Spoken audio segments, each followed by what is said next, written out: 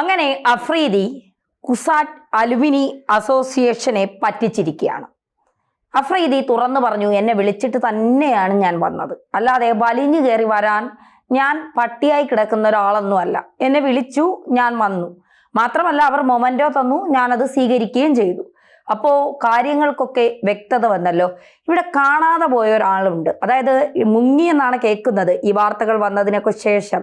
കുംഭമേള, പ്രയാഗ്രാജിൽ കുംഭമേള, ഏകദേശം 62 കോടിയിലധികം ജനങ്ങൾ വന്നു എന്ന് പറയുന്ന കുംഭമേളയിൽ ജാതി മത വർഗ വർണ്ണ ഭേദമന്യേ 62 കോടി ജനങ്ങളാണ് ഒഴുകിയെത്തിയത്. ഓരോരുത്തരുടെ വിശ്വാസത്തിനനുസരിച്ച്, അല്ലെങ്കിൽ അവിടെ ജാതിയുടെ മതത്തിന്റെ വേർതിരിവില്ലാതെ ഗംഗാ സ്നാനം നടത്തി അവിടെ എത്തിയ 62 കോടി ജനങ്ങളെയും പരിഹസിച്ച ഒരാൾ നമുക്കുണ്ടായിരുന്നു. വലിയ വിമർശനമൊക്കെ കേട്ട് അവസാനം അതിൻ്റെ ചാനൽ മുതലാളി വന്ന് ഖേദപ്രകടനമൊക്കെ നടത്തിയ ഒരു ആളുണ്ടായിരുന്നു, സിന്ധു സൂര്യകുമാർ.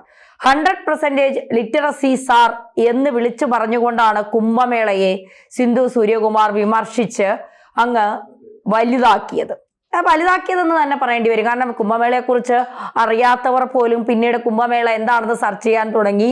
അടുത്ത തവണ കുംഭമേളയെ, കാരണം ഇത്രയും പരിഹസിച്ചത് കൊണ്ട് അടുത്ത തവണ കുംഭമേളയിൽ പോകണം എന്ന് പറഞ്ഞ് പലരും രംഗത്തെത്തുന്നുണ്ടായിരുന്നു. അപ്പോൾ അതൊക്കെ വലിയ സംഭവമായി പിന്നീട് ചർച്ചയായി, വിമർശനങ്ങളായി, വിവാദങ്ങളായപ്പോൾ ചാനൽ മുതലാളി, ഇപ്പോഴത്തെ BJP അധ്യക്ഷൻ രാജീവ് ചന്ദ്രശേഖർ രംഗത്തെത്തി. ചാനൽ മേധാവി പറഞ്ഞു, ആരുടെയെങ്കിലും മനസ്സിന് മുറിവേറ്റിട്ടുണ്ട് എങ്കിൽ, ആരെങ്കിലും വേദനിപ്പിച്ചിട്ടുണ്ട് എങ്കിൽ ഇനി അത്തരത്തിലുള്ള കാര്യങ്ങൾ ഉണ്ടാകില്ല എന്ന് ഞാൻ ഉറപ്പു തരുന്നു എന്ന് പറഞ്ഞുകൊണ്ട് അദ്ദേഹം നിലപാട് വ്യക്തമാക്കി. അതോടുകൂടി സിന്ധു സൂര്യകുമാർ ഷൂ എന്നായി. നമ്മൾ ഒരു മതത്തെയും ഒരാളുകളുടെ വിശ്വാസത്തെയും ചോദ്യം ചെയ്യാൻ നമുക്ക് ആർക്കും അധികാരമില്ല. അത് 100% ലിറ്ററസി ഉണ്ടെങ്കിലും നമ്മളൊക്കെ വലിയ രീതിയിൽ ചിന്തിക്കുന്നവരാണ് എങ്കിൽ പോലും ആരുടെയും വിശ്വാസങ്ങളെ ചോദ്യം ചെയ്യാൻ നമുക്ക് അവകാശമില്ല. സിന്ധു സൂര്യകുമാർ ചോദ്യം ചെയ്തത് ഉത്തർപ്രദേശിലാണ്. പ്രയാഗ്രാജ് ഉത്തർപ്രദേശ് BJP ഭരിക്കുന്ന സ്ഥലമാണ്. അവിടെ അനിഷ്ട സംഭവങ്ങളൊന്നും പ്രയാഗ്രാജിൽ ഉണ്ടായില്ല. അതിന്റെ ഒരു കുത്തല് കൂടി സിന്ധു സൂര്യകുമാറിന് ഉണ്ടായിരുന്നു എന്നുള്ളതാണ്.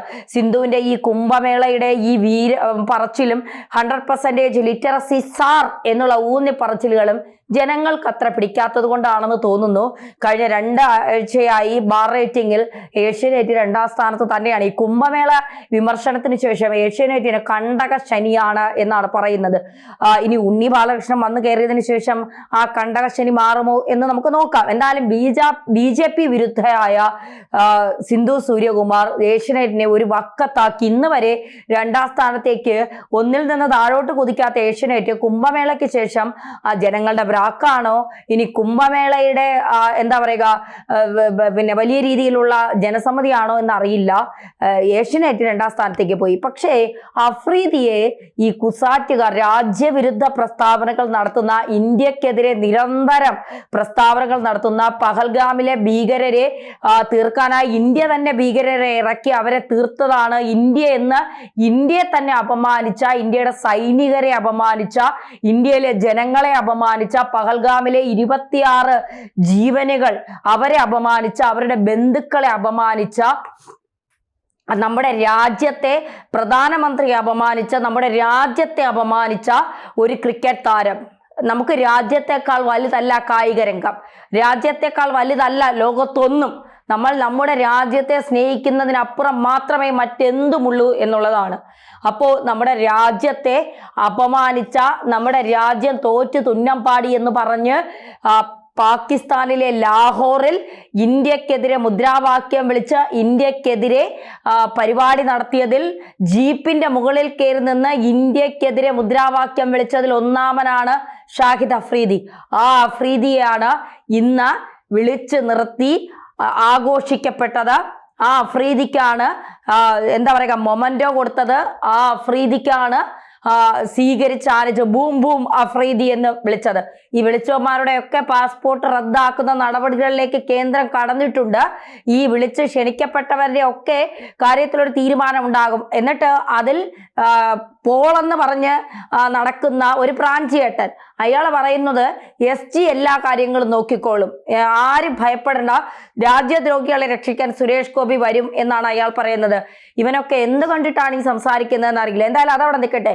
സിന്ധു സൂര്യകുമാറിന്റെ കവർ സ്റ്റോറിയിൽ അഫ്രീദിയെ കുറിച്ച് എന്തെങ്കിലും വാക്കുണ്ടോ, എന്തെങ്കിലും പറയാനുണ്ടോ? ഈ ദുബായിലെ മലയാളികളായ ഈ നരാധമന്മാർ കാണിച്ച ഇന്ത്യ വിരുദ്ധ പ്രകടനങ്ങൾക്ക് എന്തെങ്കിലും വാക്കുകൾ ഉച്ചരിക്കാനോ ലിറ്ററസിയെ കുറിച്ച് സംസാരിക്കാനോ കടിച്ചാ പൊട്ടാത്ത മലയാള വാക്കുകൾ എടുത്ത് അമ്മാനമാടാനോ ഉണ്ടോ സിന്ധു ചേച്ചിയെ?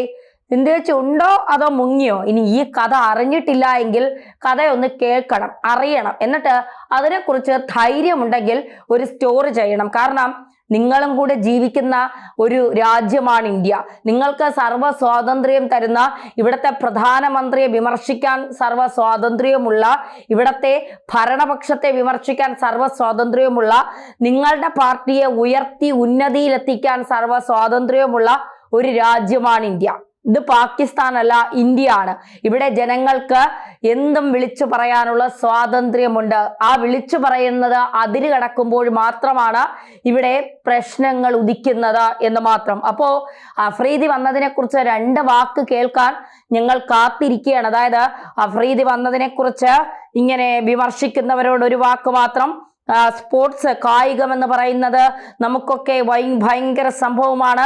കായിക രംഗത്തുള്ള ഏവൻ വന്ന് രാജ്യത്തെ തെറിവിളിച്ചാലും അതൊന്നും കായിക രംഗത്തെ നമ്മുടെ ഇന്ത്യയെ ബാധിക്കുന്ന കാര്യമല്ല. കായിക രംഗമാണ് ഏറ്റവും വലുത്. സ്പോർട്സിനെ സ്നേഹിക്കുന്ന ജനങ്ങൾ അഫ്രീദി ഇരു കൈയും നീട്ടി സ്വീകരിക്കുന്നു എന്നൊക്കെ പറഞ്ഞുള്ള ഒരു കവർ സ്റ്റോറി ഞങ്ങൾ പ്രതീക്ഷിക്കുന്നുണ്ട്. എന്തായാലും സിന്ധു ചേച്ചി കൂടി അറിയാൻ വേണ്ടി അഫ്രീദി കൃത്യമായി കാര്യങ്ങൾ വ്യക്തമാക്കിയിട്ടുണ്ട്. വിളിച്ചിട്ട് തന്നെയാണ് പോയത്, ആരും വിളിക്കാതെ വലിഞ്ഞു കയറി ചെന്നതല്ല, ഞാൻ വിളിച്ചിട്ട് തന്നെയാണ് പോയത്. ഇന്ത്യക്കാർ തങ്ങളെ വേദിയിലേക്ക് ക്ഷണിക്കുകയായിരുന്നു, അഫ്രീദി പറയുന്നു. പാകിസ്ഥാൻ അസോസിയേഷൻ ദുബായ് ഹാളിൽ മറ്റൊരു പരിപാടിയിൽ പങ്കെടുക്കാൻ എത്തിയതായിരുന്നു അഫ്രീദി. ഏറ്റവും കൂടുതൽ സംഭാവനകൾ ലഭിച്ച കൈപ്പടയിലുള്ള ഒരു പെയിന്റിങ്ങിന് ഗിന്നസ് വേൾഡ് റെക്കോർഡ് ലഭിച്ചതിന്റെ ആഘോഷത്തിനായാണ് എത്തിയത്.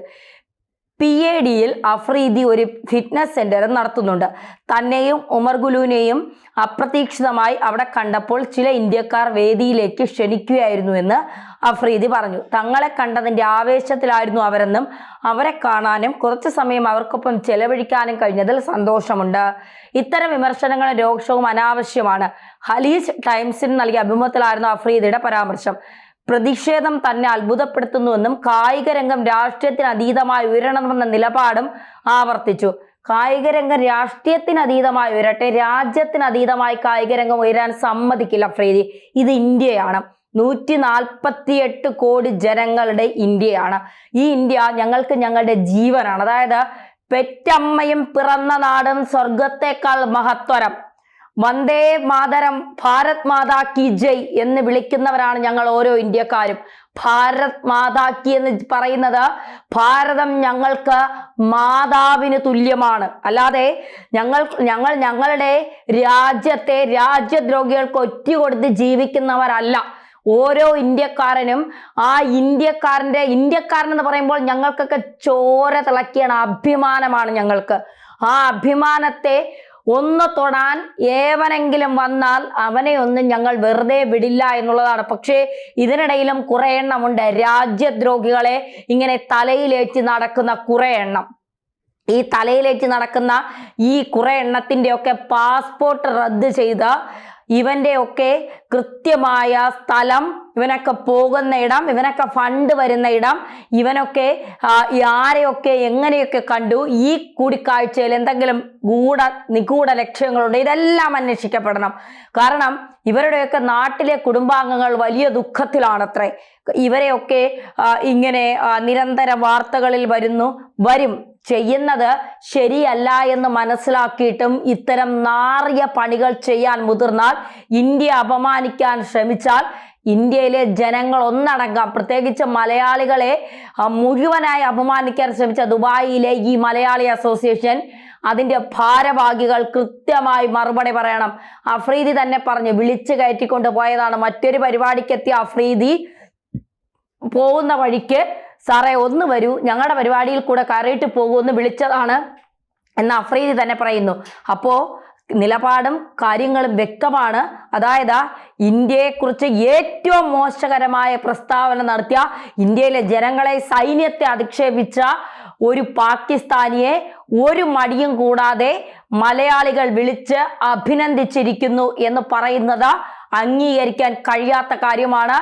ഇവനെയൊക്കെ പാസ്പോർട്ട് റദ്ദാക്കുന്നത് വരെ മലയാളികൾ ഓരോ മലയാളികളും പ്രധാനമന്ത്രിക്കും ആഭ്യന്തരമന്ത്രിക്കും പരാതികൾ നൽകിക്കൊണ്ട് തന്നെ ഇരിക്കണം. സിന്ധു ചേച്ചിയുടെ അടുത്ത കവർ സ്റ്റോറിയിൽ ഞങ്ങൾ ഇത് പ്രതീക്ഷിക്കുന്നുണ്ട്.